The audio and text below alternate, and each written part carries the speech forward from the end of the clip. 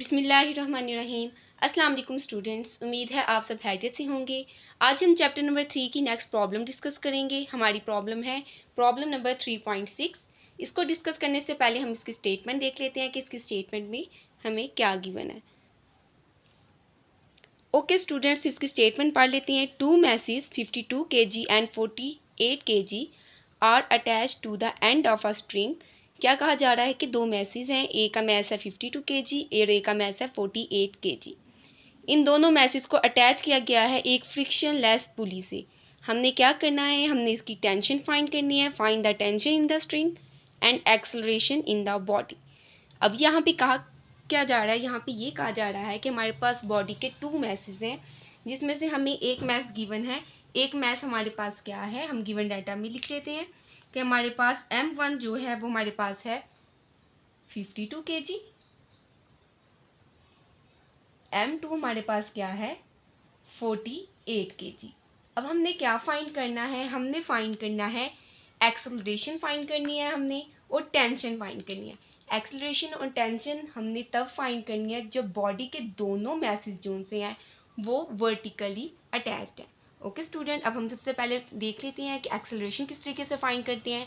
हमने फ्रिक्शनलेस पुली में पहले भी पढ़ा था कि जब हमने किसी भी बॉडी में एक्सेलरेशन फाइंड करनी हो, जब दोनों बॉडीज़ आपके पास वर्टिकली अटैच हों एक स्ट्रिंग के साथ, तो हम उसके साथ में एक्सेलरेशन कैसे फाइंड करते हैं। अब हम एक्सेलरेशन का फार्मूला लगाते हैं। ओके स्टूडेंट, यहाँ पर हम एक स्टेटमेंट लिख देते हैं। हमने यहाँ पर क्या कहा रहे हैं, हम यहाँ पर कहा रहे हैं कि जब हमारे पास बॉडी जोन सी हैं वो वर्टिकली अटैच्ड हैं और उसमें हमने एक्सेलरेशन फाइंड करना है। सबसे पहले एक्सेलरेशन फाइंड करने के लिए हम जो फार्मूला यूज़ करते हैं वो हम यहाँ पे लिख देते हैं। यहाँ पे हम हेडिंग दे देते हैं फार्मूला की हेडिंग दे देते हैं। तो हमारे पास जो फार्मूला है वो क्या है, बेसिकली हम फार्मूला यूज़ कर रहे हैं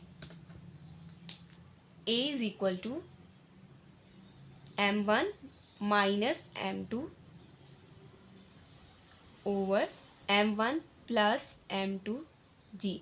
याद रखिएगा, जब भी किसी बॉडी में हमने एक्सेलरेशन फाइंड करना होता है और वो बॉडी वर्टिकली, दोनों जो सी बॉडीज़ हैं वो डाउनवर्ड एक्ट कर रही हैं, ठीक है, वर्टिकली अटैच्ड हैं, तो उसके लिए जो हम एक्सेलरेशन का फार्मूला यूज़ करते हैं वो हम ये वाला यूज़ करते हैं। अब सिंपली हम क्या करते हैं, इसके अंदर वैल्यूज़ को पुट कर देते हैं। ए वैसे का वैसे ही लिख देंगे हम।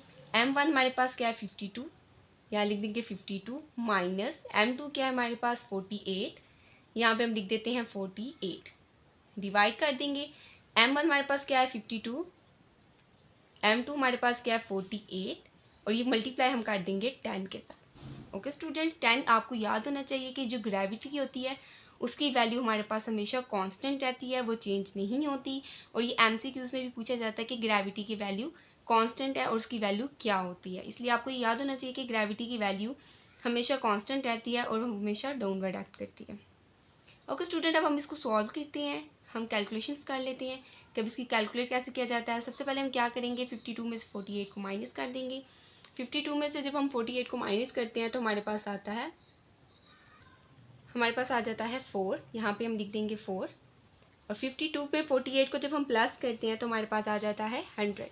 अब इसको मल्टीप्लाई करवा देते हैं 10 के साथ, तो आपको पता है 4 10 सा 40 हो जाता है। इसको डिवाइड कर देंगे 100 के साथ, तो हमारे पास क्या आंसर आ जाएगा, एक्सेलरेशन की वैल्यू हमारे पास आ जाएगी 0.4। जैसा कि आप सब जानती हैं कि एक्सेलरेशन का यूनिट क्या होता है, मीटर पर सेकंड स्क्वायर, तो हम यहाँ पे लिख देंगे मीटर पर सेकंड स्क्वायर। ये हमारे पास आ गई है एक्सेलरेशन की वैल्यू।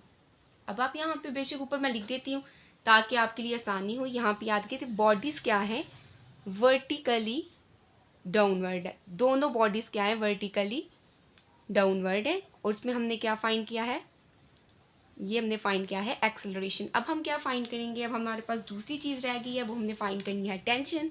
तो टेंशन फाइंड करने के लिए हम फार्मूला लिख लेते हैं। टेंशन फाइंड करने के लिए जो हम फार्मूला लिखते हैं वो हमारे पास है T is equal to 2M1 M2 divided by M1 plus M2, यहाँ मल्टीप्लाई करवा देंगे G को। आप G इसके साथ भी लिख सकते हैं, कोई मसला नहीं है। ओके स्टूडेंट्स, अब हम क्या करते हैं, अब हम इसमें वैल्यूज़ को पुट करते हैं। चलिए देखते हैं इसमें हम कैसे वैल्यूज़ को पुट करते हैं। हमारे पास आ जाता है 2, M1 हमारे पास क्या है, यहाँ से देख लेते हैं 52 और M2 हमारे पास क्या है 48। M1 हमारे पास क्या है 52 प्लस 48, मल्टीप्लाई हम करवा देंगे 10 के साथ। अब हम 52 को 48 के साथ मल्टीप्लाई कराएंगे, फिर 2 के साथ मल्टीप्लाई कराएंगे तो हमारे, और 10 के साथ इकट्ठा मल्टीप्लाई करवा देते हैं तो हमारे पास आ जाएगा 49920।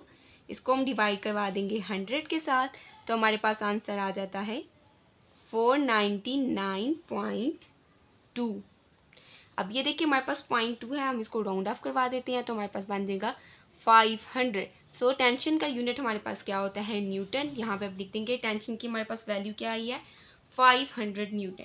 स्टूडेंट यहाँ पर हमारा न्यूमेरिकल ख़त्म हो गया। इस न्यूमेरिकल में हमने एक्सेलरेशन और टेंशन फाइंड की।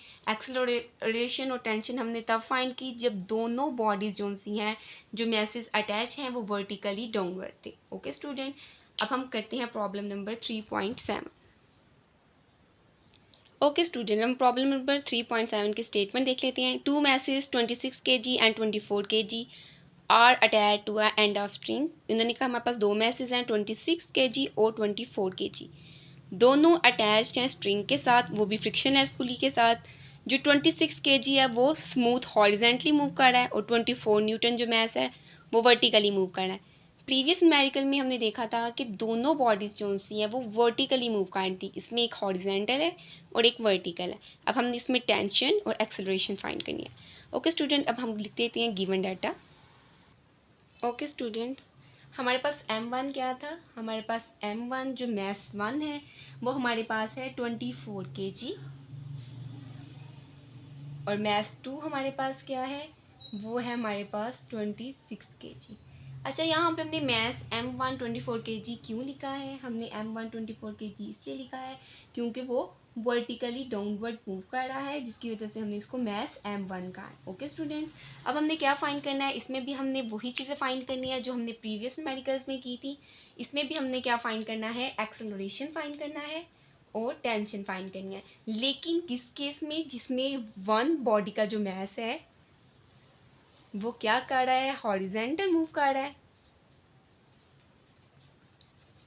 और वन क्या कर रहा है, वर्टिकली मूव कर रहा है। प्रीवियस न्यूमेरिकल में तो दोनों बॉडीज का मैस हॉरिजेंटल वर्टिकल मूव कर रहा था। यहाँ पे एक बॉडी का मैस जो है वो हॉरिजेंटल मूव कर रहा है और एक का वर्टिकली मूव कर रहा है। इसके लिए जो हम फार्मूला यूज़ करेंगे, इसके लिए जो फार्मूला यूज़ करते हैं वो हमारे पास एक्सेलरेशन का फार्मूला है, और वो बेसिकली हमारे पास क्या होगा वो हम लिखते हैं। हमारे पास आ जाता है, फार्मूला बन जाता है A is equal to M1G M1 plus M2। अच्छा, ये फार्मूला हमारे पास क्यों बनता है, क्योंकि जो हमारे पास मैस M1 है हमने वो फाइंड करनी है और उसके साथ ग्रेविटी ऐड कर रही है, इट्स मीन वो वर्टिकली मूव कर रहा है, इसी वजह से हमने ये वाला फार्मूला यूज़ किया।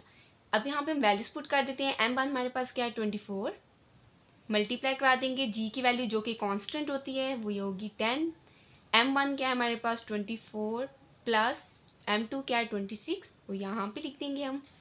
24 को हम 10 से मल्टीप्लाई करें तो हमारे पास क्या बनता है 240, और 24 में 26 ऐड करें तो हमारे पास बन जाता है 50। अब हम क्या करते हैं, अब हम इन दोनों को डिवाइड करते हैं। जब हम इन दोनों को डिवाइड करते हैं तो हमारे पास वैल्यू आ जाती है,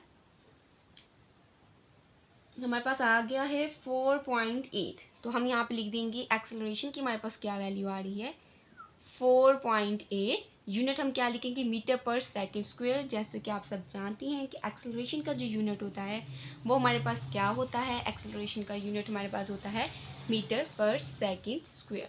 अब हमने क्या फाइंड करना है, अब हमने फाइंड करनी है टेंशन। तो टेंशन फाइंड करने के लिए हम क्या करते हैं, टेंशन फाइंड करने के लिए हम टेंशन का फार्मूला यूज़ करते हैं। तो जो कि हमारे पास है T इज़ इक्वल टू, साथ साथ लिख देते हैं, T is equal to M1 M2G over M1 plus M2। अब सिंपल हम क्या करेंगे, इसमें वैल्यूज़ को पुट कर देते हैं। तो जब हम वैल्यूज़ को पुट करते हैं तो हमारे पास क्या आ जाती हैं वैल्यूज़, वो देख लेते हैं हम। M1 हमारे पास है 24, वो लिख दिया हमने। M2 क्या है 26 मल्टीप्लाई 10, 24 प्लस 26। अब हम क्या करते हैं, इन सबको मल्टीप्लाई कर लेते हैं। तो जब हम इन सबको मल्टीप्लाई करते हैं तो हमारे पास आ जाता है 6240 को डिवाइड कर दे 50 के साथ, तो आंसर आपके पास आ जाएगा 124.8, जिसको हम राउंड ऑफ करेंगे तो हमारे पास बन जाएगा 125। तो इसका यूनिट हमारे पास क्या होता है, न्यूटन। जैसा कि आप सब जानते हैं कि टेंशन भी एक फोर्स होती है, बस ये होता है कि ये क्या कर रही है, अपवर्ड लग रही है, इसलिए जो टेंशन का यूनिट होता है वो आपके पास क्या होता है, वो आपके पास होता है न्यूटन। ओके स्टूडेंट, हमारा 3.7 की प्रॉब्लम यहीं पर ख़त्म हो गई है। अब हम डिस्कस करेंगे प्रॉब्लम नंबर 3.8। ओके स्टूडेंट, सबसे पहले हम क्या करते हैं, इसकी स्टेटमेंट देख लेते हैं। इसमें हमें क्या गिवन है, इसमें हमें गिवन है how much time is required for change of momentum 22 Newton second is applied a force of 20 Newton. अब हमने क्या करना है, हमने इसमें टाइम फाइंड करना है, हमें मोमेंटम जो में चेंज है वो भी दे दिया गया है, और उसके अलावा हमें बता दिया गया है कि उसके ऊपर कितनी फोर्स लग रही है। तो गिवन डाटा लिख लेते हैं। गिवन डाटा में हमारे पास क्या क्या गिवन है। सबसे पहले उन्होंने कहा हमारे पास चेंज इन मोमेंटम जो है वो 22 न्यूटन सेकेंड है। चेंज इन मोमेंटम को हम कैसे लिखते हैं, पी एफ माइनस पी आई, कितना है हमारे पास 22 न्यूटन सेकेंड। और क्या दिया गया है हमें, और हमें दी गई है फोर्स। फोर्स कितनी है, फोर्स हमारे पास है 20 न्यूटन।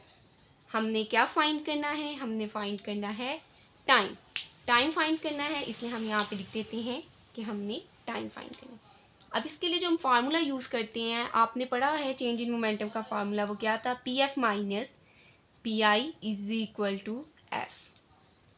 हमने फाइंड क्या करना है, हमने चेंज इन मोमेंटम हमारे पास है, फोर्स भी हमारे पास है, हमने टाइम फाइंड करना है। टाइम फाइंड करने के लिए हम टी इधर ले जाएंगे, तो हमारे पास फार्मूला क्या बन जाएगा, पी एफ माइनस पी आई ओवर एफ। ठीक है, अब हम इसमें क्या करते हैं, अब इसमें वैल्यूज़ को पुट करते हैं।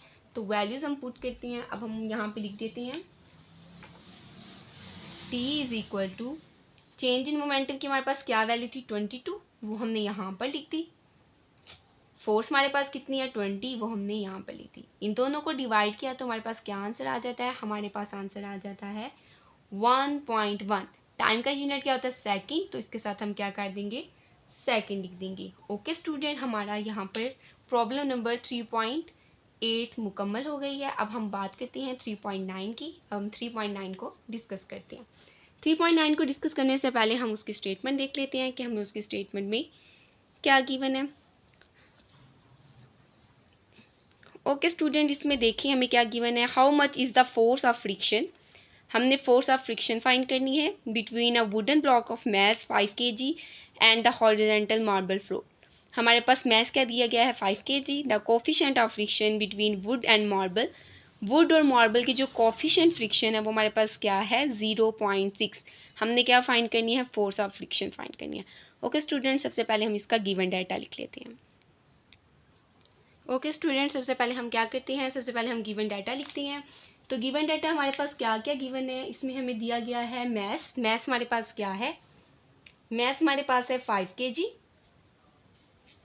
फोर्स हमारे पास क्या है, फोर्स भी हमें गिवन है, तो फोर्स हमें दी गई है तकरीबन कितनी दी गई है, वो हमें नहीं दी गई, वो हमने फाइंड करनी है।